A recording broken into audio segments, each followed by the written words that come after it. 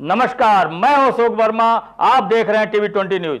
TV 20 news पर लगातार खबरें जारी है, बने रहिए हमारे साथ। उत्तर प्रदेश सरकार के कैबिनेट मंत्री ओम प्रकाश राजभर ने बुधवार सुबह तरौलिया स्थित निरीक्षण भवन में जनता दरबार लगाकर क्षेत्रीय लोगों की समस्या सुनी। इस दौरान उन्होंने अधिकारियों को मौके पर ही आवश्यक दिशा निर्देश देते हुए शिकायतों के शीघ्र निस्तारण पर जोर दिया। जनता दरबार के बाद मीडिया से बातचीत में मंत्री राजभर ने विभिन्न मुद्दों पर अपनी स्पष्ट राय रखी। एलपीजी सिलेंडर की उपलब्धता और महंगाई के सवाल पर कहा कि देश में गैस की कोई कमी नहीं है। जिन परिवारों के पास पर्याप्त सिलेंडर है वही बार बार लाइन में आके लग रहे हैं। सामान्य तौर पर एक सिलेंडर 30 दिन तक चलता है और सरकार की व्यवस्थाएं आम जनता की जरूरतों को ध्यान में रखकर बनाई गई है। बिजली आपूर्ति को लेकर उन्होंने पूर्ववर्ती सरकार पर निशाना साधते हुए कहा कि पहले बिजली आने का कोई निश्चित समय नहीं होता था, जबकि वर्तमान सरकार में शहरों में 24 घंटे, तहसील क्षेत्रों में 20 घंटे और ग्रामीण इलाकों में 18 घंटे बिजली दी जा रही है। मंत्री ने समाजवादी पार्टी सहित अन्य विपक्षी दलों पर आरोप लगाया कि वे केवल वोट बैंक की राजनीति के लिए मुद्दों को हवा देते हैं। कानून व्यवस्था के सवाल पर उन्होंने कहा कि अब अपराधियों के खिलाफ बिना भेदभाव के सख्त कार्रवाई हो रही है। उन्होंने पूर्व सरकार के समय दंगों और अव्यवस्थाओं का भी जिक्र किया। ईरान इजराइल जैसे अंतर्राष्ट्रीय तनाव का हवाला देते हुए राजभर ने कहा कि किसी भी युद्ध का असर पड़ोसी देशों पर पड़ता है और भारत इसको लेकर सतर्क है। साथ ही उन्होंने कहा कि पिछले वर्षों में गांव का जीवन स्तर बेहतर हुआ है। कच्चे मकानों की जगह पक्के घर और मूलभूत सुविधाएं लोगों तक पहुंची हैं। उन्होंने कहा कि हमारी सरकार का उद्देश्य अंतिम पायदान पर खड़े व्यक्ति तक विकास का लाभ पहुंचाना है। जनता की हर समस्या का समाधान हमारी प्राथमिकता है। जनता दरबार के दौरान स्थानीय लोग और कार्यकर्ता में उत्साह देखा गया। मंत्री ने स्पष्ट किया कि जनहित के कार्यों में किसी भी प्रकार की लापरवाही बर्दाश्त नहीं की जाएगी। तो सबसे पहले प्रश्न है कि एलपीजी सिलेंडर के वजन में 10 किलो कर दिया गया है, 15 किलो की जगह 14 किलो की जगह, और 45 दिन की नई सीमा बढ़ा दी गई है, जिसमें आम जनता में भारी आक्रोश है। मध्यमी परिवार वर्ग पे दोहरा मार है। इसके लिए आप क्या कहना चाहेंगे? गैस की किल्लतें कहीं कोई किल्लत नहीं है और जिसको जितनी ज़रूरत है उसको उतना गैस की उपलब्धता देश में है और दुनिया के तमाम देश भारत को गैस देने के लिए एग्री हैं और दे भी रहे हैं और भारत वो पहुंच भी रहा है। जिस तरीके से 45 दिन की बढ़ा दी गई है, कुछ लोग कह रहे हैं कितने दिन में नहीं हो पाएगा, उसको क्या कहना है? हम तो देखते हैं एक एक सिलेंडर जो चलाते थे लोग, मिनिमम कम से कम 1 महीना तो चला ही लेते थे।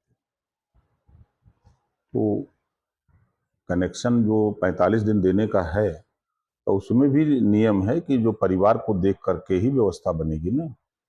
बहुत से लोग हैं आवश्यकता 1 सिलेंडर की है और रखते हैं जो है 5 गो 8 गो सिलेंडर।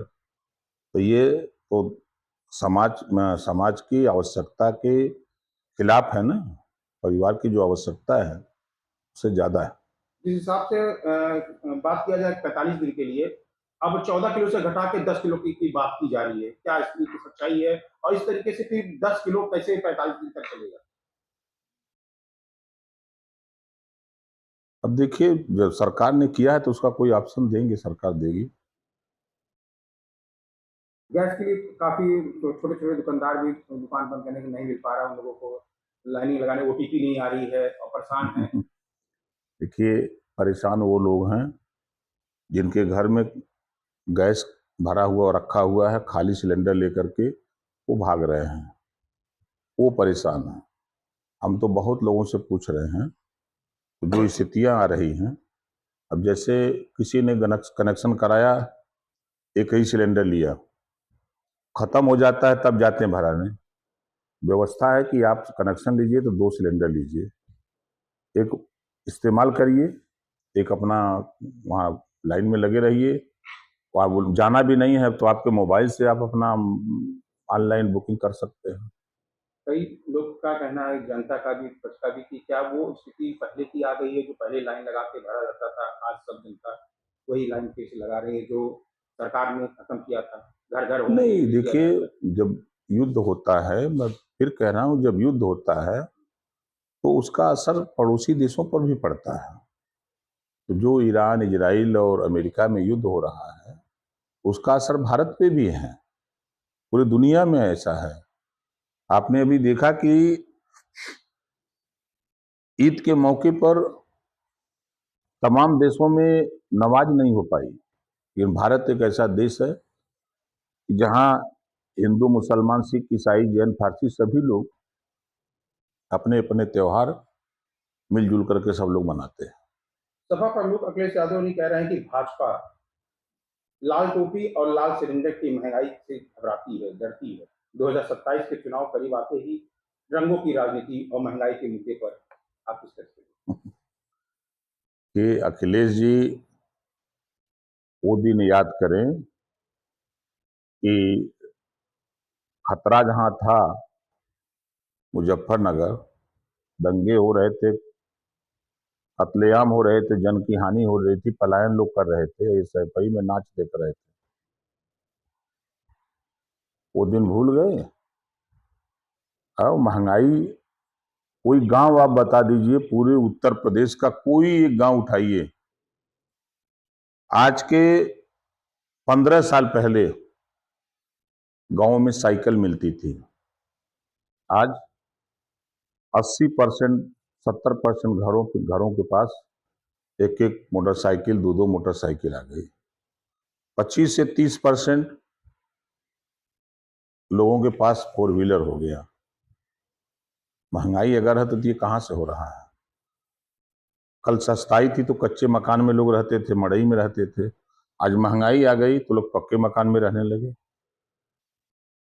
जब सपा की गवर्नमेंट थी तो पारी बंधी थी कि बिजली इस हफ्ते दिन में रहेगी तो अगले हफ्ते रात को आएगी, और सैफई में मनमान लाइन रहेगी। लेकिन वर्तमान सरकार में महंगाई की बात अगर लोग कहते हैं तो उनके यहाँ 6 घंटे जब बिजली थी तो उसका बिल का रेट जोड़ लें, और आज गांव में 18 घंटा, तहसीलों में 22 घंटा और जिले पर 24 घंटा लाइट दी जा रही है।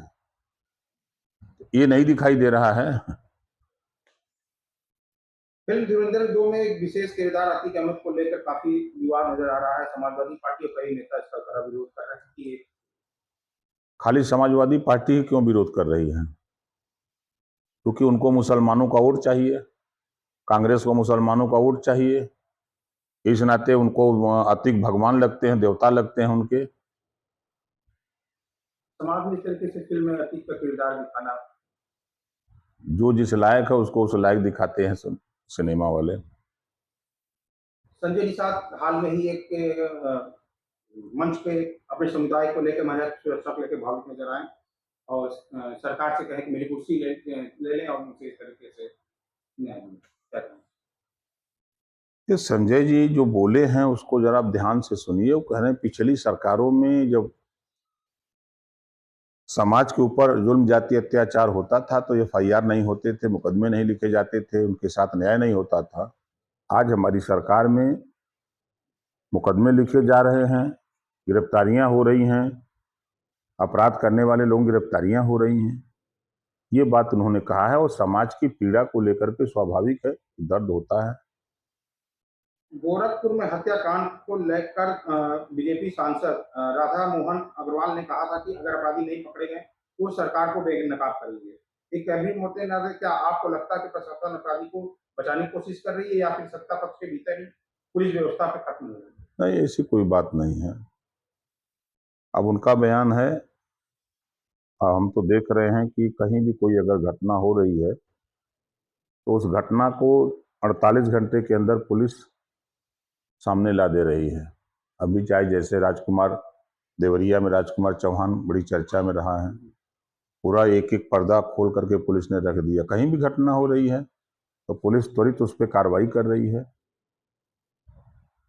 AIMI के यूपी के अध्यक्ष बोल रहे हैं कि 111 नहीं, केवल हमको 11 विधायक की ताकत दे दीजिए, मुसलमान का इनकाउंटर होगा तो करने वाले का इनकाउंटर होगा। बेवकूफ़ आदमी है, अनपढ़ जाहिल गंवार है, उसको पता नहीं कि बहुमत की बात करता कि हमारी सरकार होगी, तो बात में दम भी था। और इस तरह के बयान खाली सिर्फ भावना को भड़काने का बयान है। उसको कानून और संविधान की जानकारी है नहीं है। 11 एमएलए लेके क्या करोगे तुम? युद्ध की मध्यस्थता करते हुए आज पाकिस्तान में एक बैठक होने जा रही है, समझौता होने जा रहा है, उसके लेके आप क्या कहेंगे? पाकिस्तान में युद्ध विराम, सभी लोग चाहते हैं कि युद्ध विराम हो। पूरी दुनिया के हर देश चाहते हैं कि आपस में लड़ाई ना हो। अखिलेश यादव इसमें टिप्पणी कर रहे हैं कि देश गुरु है और मध्यस्थता पाकिस्तान में हो रही है। तो अखिलेश के जाएगी चाहिए ना मध्यस्थता करें। इनके रिश्तेदार हैं, वो सब जाना चाहिए इनको। अखिलेश यादव ये भी कह रहे हैं कि पीएम के बिना प्रोटोकॉल पाकिस्तान जाने वाली बात को याद दिला रहे हैं कि बिना प्रोटोकॉल के पाकिस्तान गए। उनका कहना है कि पाकिस्तान मध्यस्थता कर रहा है तो भारत सरकार चुप क्यों है? भारत सरकार चुप कहाँ है? उनको पता नहीं है। पहले ही प्रधानमंत्री जी ने पहल करके टेलीफोन करके बात किया कि युद्ध अच्छी चीज नहीं है, आपस में लड़ना दोनों देशों के लिए खतरा है, आसपास के भी देशों के लिए नुकसान होता है। ऑफिस वाले चुनाव को लेकर काफी चिंते हैं, कई लोग कह रहे हैं मई होगा, जून जुलाई होगा। मंत्री जी, आपका ये विभाग है कि कब चुनाव होगा, किस कोई डेट कोई तारीख निश्चित हुई है या किस तरीके से? आज हाई कोर्ट में तारीख है इसी बात को लेकर। जो फैसला हाई कोर्ट का आएगा चुनाव को लेकर उसको पालन किया जाएगा।